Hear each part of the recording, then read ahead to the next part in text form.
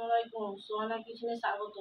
বন্ধুরা, আজকে রেসিপি নিয়ে এসেছি বাড়ির গাছের পুঁই শাকের রেসিপি।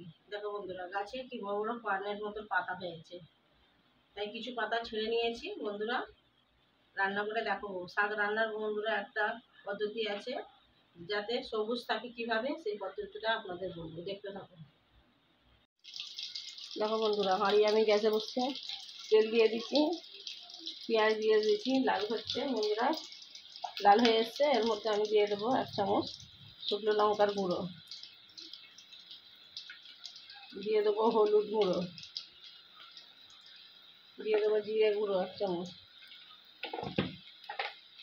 দিয়ে দিচ্ছি ধনিয়া গুঁড়ো 1/2 চামচ, দিয়ে দেবো লবণ 1 চামচ, দিয়ে ভালোভাবে বন্ধুরা নেড়ে নেবো।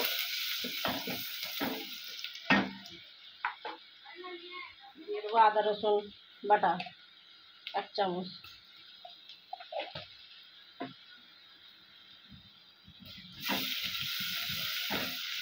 বন্ধুরা এই শাকটা রান্না করবো আমি গরুর মাংস, বগরিতে যে গরুর মাংস আছে ওই কিছু হাড় দিয়ে রান্না করবো বন্ধুরা, খেতে খুব দারুণ লাগে। আর বলেছিলাম বন্ধুরা যে শাকের কালার ঠিক রাখার জন্যে, দেখো বন্ধুরা মাংসটা দিয়ে দিলাম।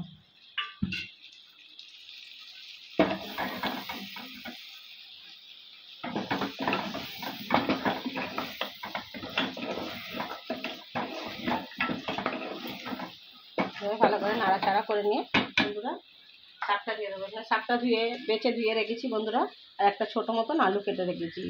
শাকের কালার ঠিক রাখার জন্য বন্ধুরা শাকটা দিয়ে চাপা দিয়ে রান্না করবে না, চাপা খুলে রান্না করবে। চাপা খুলে রান্না করলে কি হয়, শাকের কালারটা ঠিক থাকে। বন্ধুরা এভাবে বাড়িতে বানিয়ে খাবে, ভালো লাগলে লাইক শেয়ার কমেন্ট করবে বন্ধুরা। দেখো বন্ধুরা আমার শাক রান্না হয়ে গেছে। এভাবে বন্ধুরা বাড়িতে বানাবে, দেখেছো বন্ধুরা কালারটা ঠিক আছে। ঢাকনা চাপাতে রান্না করলে কালারটা চলে যায়, ঢাকনা খুলে রান্না করলে কালারটা থাকে। বন্ধুরা এভাবে বাড়িতে এভাবে বানাবে বন্ধুরা। লাইক সাবস্ক্রাইব করবে বন্ধুরা, কমেন্ট করবে বন্ধুরা। আল্লাহ হাফেজ।